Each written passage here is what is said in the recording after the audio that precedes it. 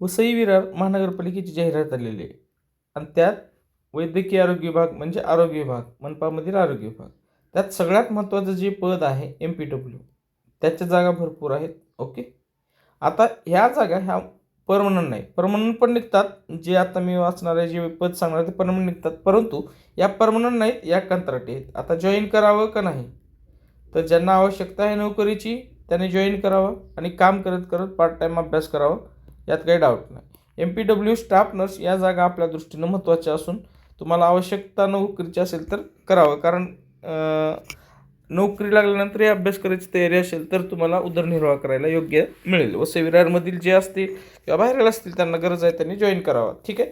व्यवस्थितरित्या ही JR वाचा आणि त्याचं वाचन देखील मी करून देतो, परंतु तुम्हाला PDF हे कुठे मिळेल तर आरोग्य एक्झाम या टेलिग्राम चॅनलला मिळेल. आरोग्य एक्झाम. ओके. आणि टर्निंग पॉईंट्स ॲपवर तुम्ही डाउनलोड केल्यानंतर नोकरीच्या संदर्भात टर्निंग पॉईंट्स या ॲपवर तुम्ही ॲप केल्यानंतर तुम्हाला सगळं मिळेल आणि डिस्क्रिप्शन बॉक्समध्ये देखील ती ॲपची लिंक वगैरे देईल.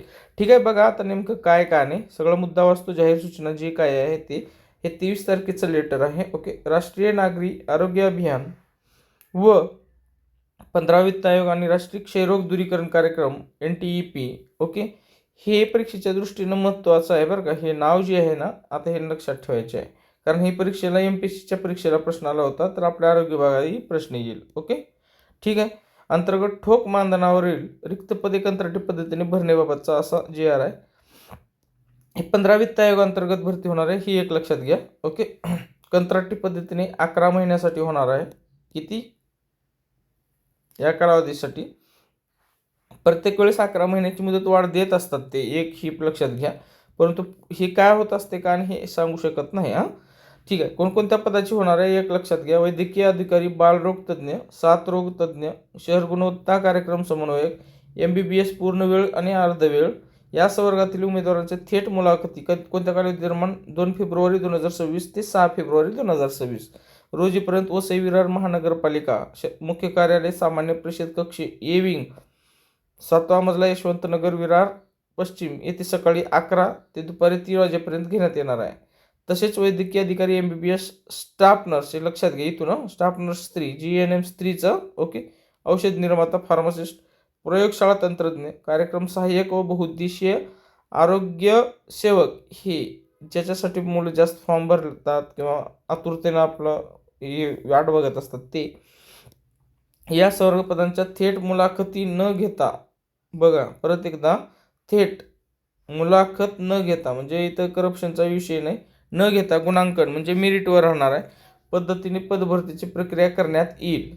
तरी संबंधित पदासाठी आवश्यक शैक्षणिक अर्हता धारण करणाऱ्या उमेदवारांनी विहित नमुन्यातील अर्ज, आवश्यक त्या गुणपत्रक व प्रमाणपत्राच्या मूळ प्रती स्वसांख्यिकीत म्हणजे तुमचं सेल्फ अटेस्टेड म्हणा त्याला, सेल्फ अटेस्टेड सत्यप्रतीसह 2 फेब्रुवारी 2026 ते 6 फेब्रुवारी 2026 पर्यंत सकाळी 11 ते 3 वाजेपर्यंत म्हणजे ह्यात 2, 3, 4, 5, 6 असे 5 दिवसाचा मुदत आहे.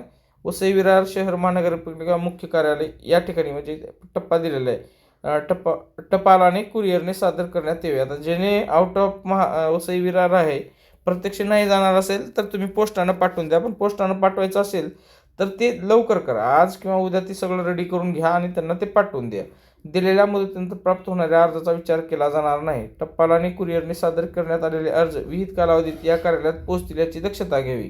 उशिरा व अपूर्ण प्राप्त अर्जाची दखल घेतली जाणार नाही. बरोबर आहे, त्यांचे अर्धवट असेल तर कशाला घेतील. आता तक्ता ये बघा आणि त्याचं मानधन बघा. बालरोग तज्ज्ञ ही आहे ना अनुसूचित जातीसाठी एक जागा आहे, त्याच लोकांनी अर्ज करायचे आहे. ओके. अनुसूचित जातीच्या वगळून दुसरं कोणी केलं तर त्याला काही उपयोग नाही. एकूण पदसंख्या आणि शैक्षणिक पात्रता बघून घ्या, इथं काय सांगायची गरज नाही. पगार बघा, मासिक एकत्रित मानधन पगार ही 75,000 रुपये आणि उच्चतम वयोमर्यादा 70 वर्षापर्यंत म्हणजे एखाद्याला म्हणजे नोकरी झाले असताना रिटायर झाले परत जॉईन करायचं असेल तर ही करू शकतात बघा, कारण पद भरपूर आहे आणि पगार पण भरपूर आहे. 7 रोग तज्ज्ञ, एपिडेमिओलॉजिस्ट ओपनसाठी एक जागा. एकूण पदसंख्या बघा, any medical graduate MBBS BDS Ayush with MPH MH आता हे शिक्षण दिलेलं आहे, एवढ्या पद्धतीने दिलेलं आहे. मॅक्झिमम एज आहे 70 वर्षे, 35,000 रुपये पगार आहे. शहर गुणवत्ता कार्यक्रम समन्वयक आणि मेडिकल ग्रॅज्युएट, ठीक आहे. ओपनसाठी एक आहे. वयोमर्यादा 38 ते 43, 35,000 पगार. पूर्णवेळ वैद्यकीय अधिकारी MBBS, ओके.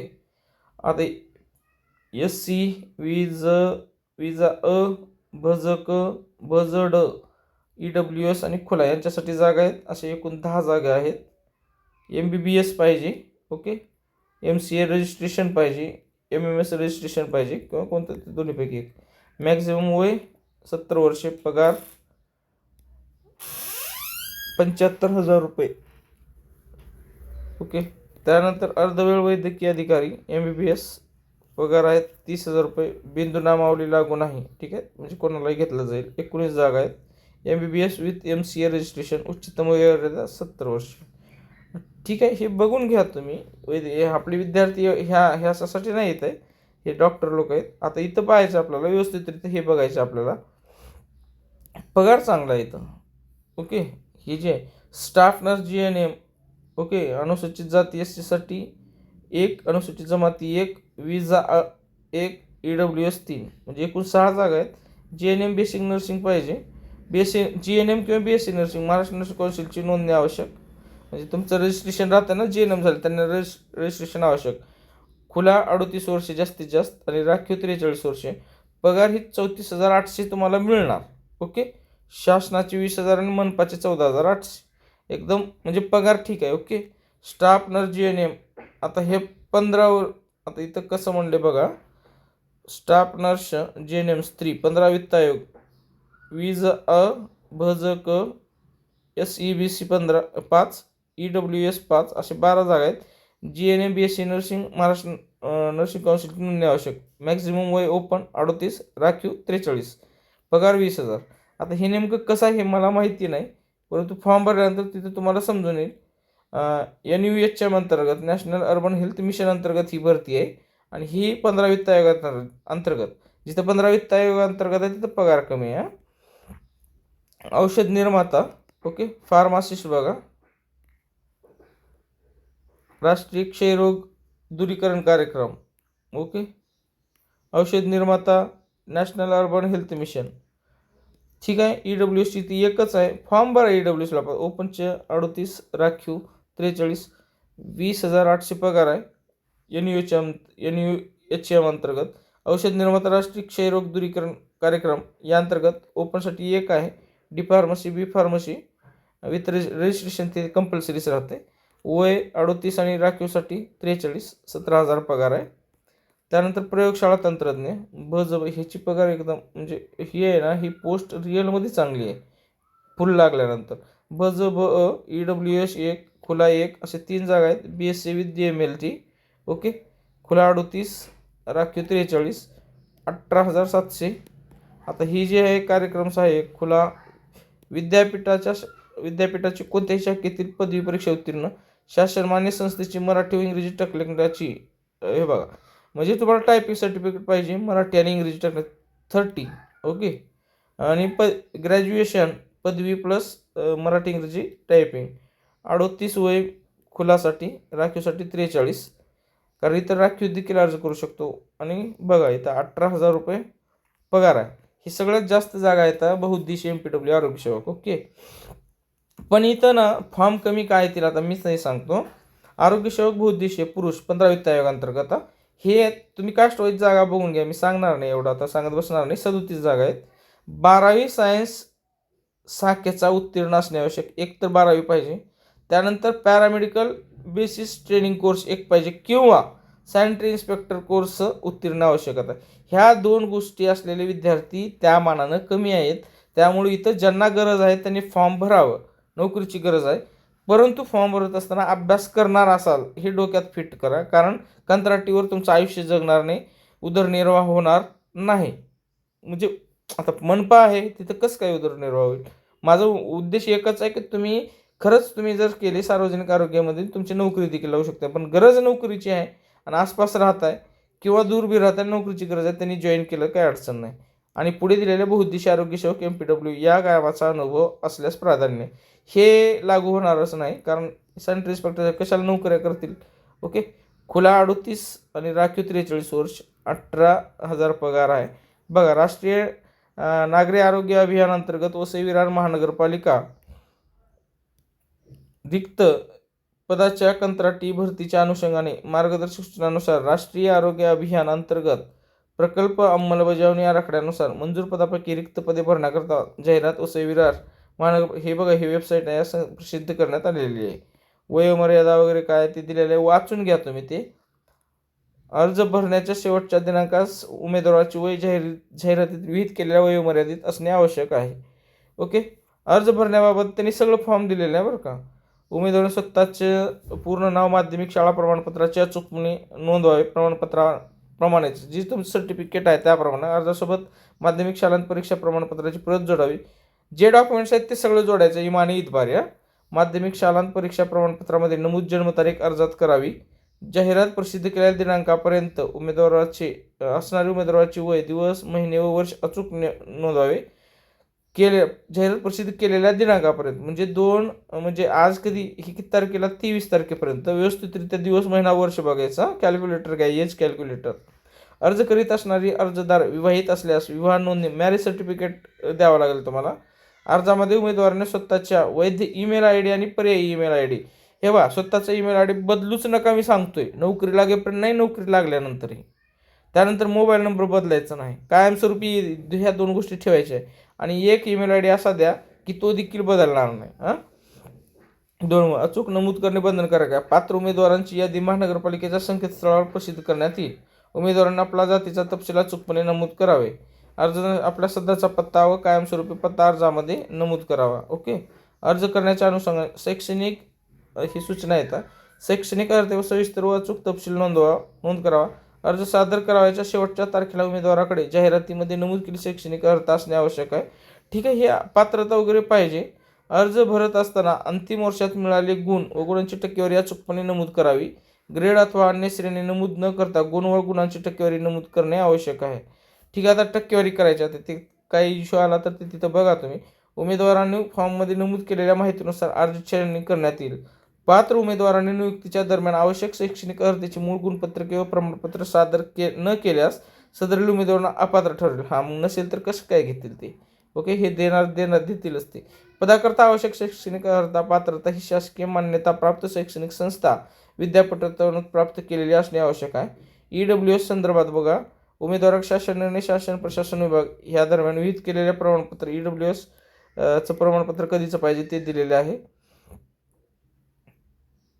आरक्षित प्रवर्गातील उमेदवाराने जात प्रमाणपत्र तसेच चालू वर्षातील वैधता असलेले नॉन क्रिमिनल प्रमाणपत्र अर्जासोबत सादर करणे आवश्यक आहे.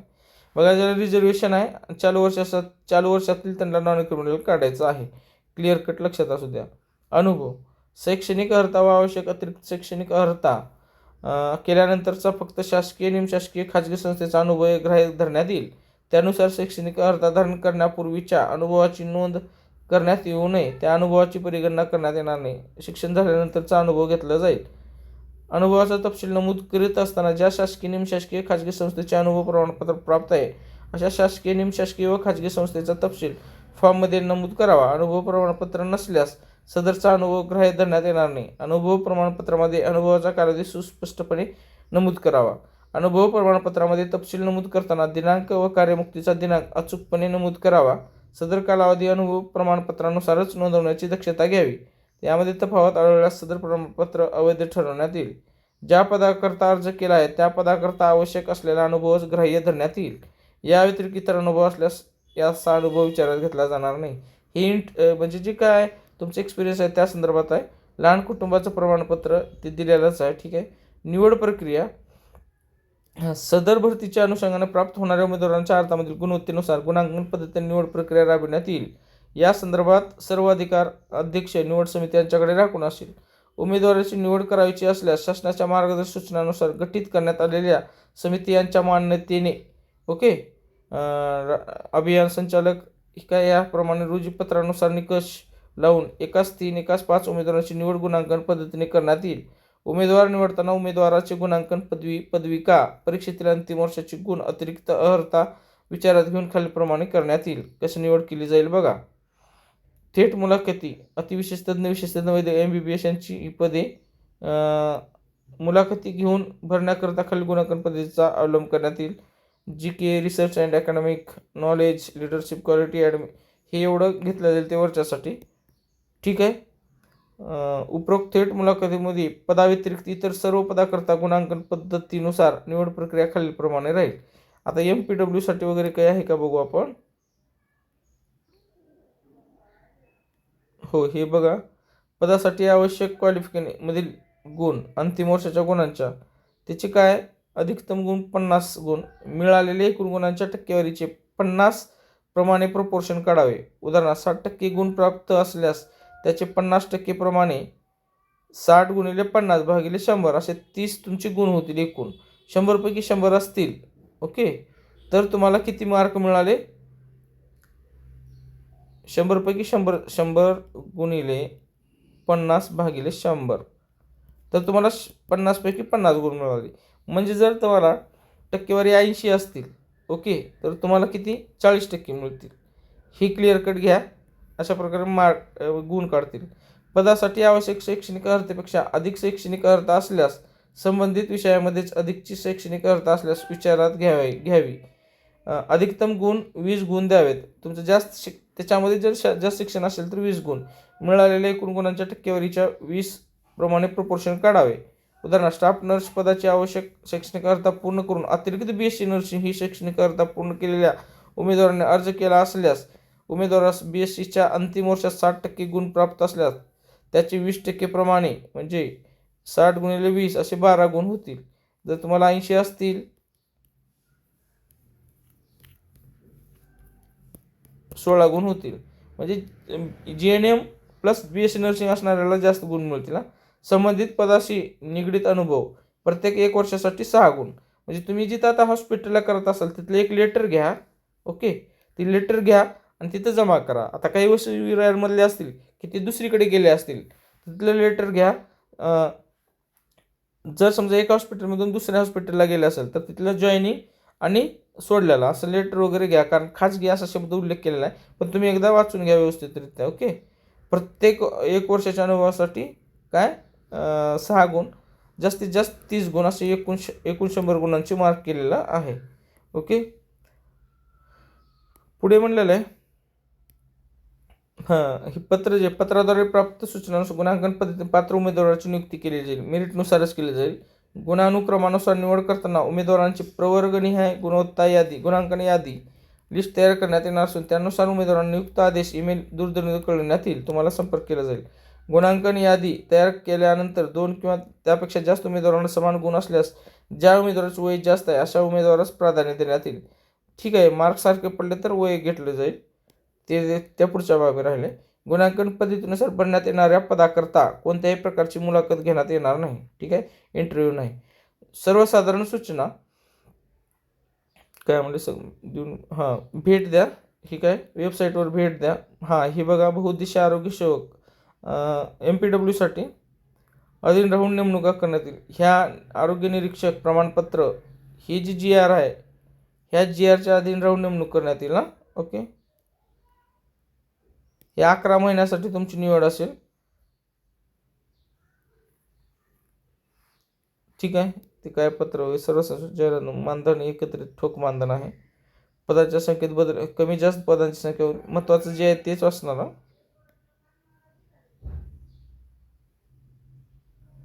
आणि म्हणजे जर तुमचं फॉर्म आले तुम्हाला नाही घेतलं तर समजा एखादी दवाखाना निघाला असेल तर त्यानुसार तुम्हाला बोलवून पण घेऊ शकतो, तुम्हाला यायची इच्छा असेल तर. आता इथं काय म्हणलेलं आहे, भरती प्रक्रियेबाबतची उमेदवारांची जमा केलेली कागदपत्रे 1 वर्षापर्यंत उपलब्ध राहतील. त्यानंतर सदरची कागदपत्रे उपलब्ध होणार नाहीत याची स्पष्ट नोंद घ्यावी. उमेदवारांनी ज्या पदासाठी अर्ज करावाचा आहे त्या पदाचा जाहिरातीमधील अनुक्रमांक स्पष्टपणे अर्जामध्ये नमूद करणे आवश्यक आहे. इतर पदासाठी उमेदवारांनी स्वतंत्ररित्या अर्ज सादर करावेत. ओके, हे बघा काय काय कसं आहे ते बघा. अर्जाचा नमुना दिलेला आहे. व्यवस्थित डोकं एक कच्चं करायचं आहे, एक कच्चा बनवायचा कच्चं झाल्यानंतर पेन्सिली न करा, लिहा अगोदर. कच्चं झाल्यानंतर एक दुसरा परत एक फॉर्म भरायचा पक्का. प्रिंट काढायला काय फरक पडत नाही. व्यवस्थितरित्या दिलेलं, एकदम छान दिलेलं आहे यानं. सगळं व्यवस्थितरित्या दिलेलं आहे, टेन्शन नाही. सगळं कागद काय जोडायचे ते दिलेलं आहे. लहान कुटुंबाचं प्रमाणपत्र दिलेलं आहे. 2च कागद आहेत आणि त्याच्यासोबत डॉक्युमेंट जोडा. जास्त डोकं लावायचा प्रयत्न करू नका. ओके, जे दिलेत तेवढंच करा, बाकी शहाणपणा करू नका. कारण फॉर्म जर रिजेक्ट झाला एका गोष्टीमुळं, तर नोकरीची गरज असेल तर सगळं जाईल ती. ओके, विशेषतः वरिष्ठ सिनियर लोकांसाठी हे शब्द नाही वापरत मी, कारण MPWसाठी जे आहेत ना, बरेच मुलं चुका करतात, त्याचा अनुभव आहे. त्यामुळे MPWसाठी विशेष करून ही विनंती आहे की जास्त नाही, जसं सांगितले त्या पद्धतीनंच करा आणि व्यवस्थितरित्या 2 वेळ जाहिरात वाचा, मग पुन्हा फॉर्म भरा. ओके, व्हिडिओला तर नक्की शेअर करा आणि टर्निंग पॉईंट्स ॲप डाउनलोड करा, म्हणजे कंत्राटी नोकरी लागल्यानंतर तुम्हाला अभ्यास करता येईल. Okay, thanks for watching this video.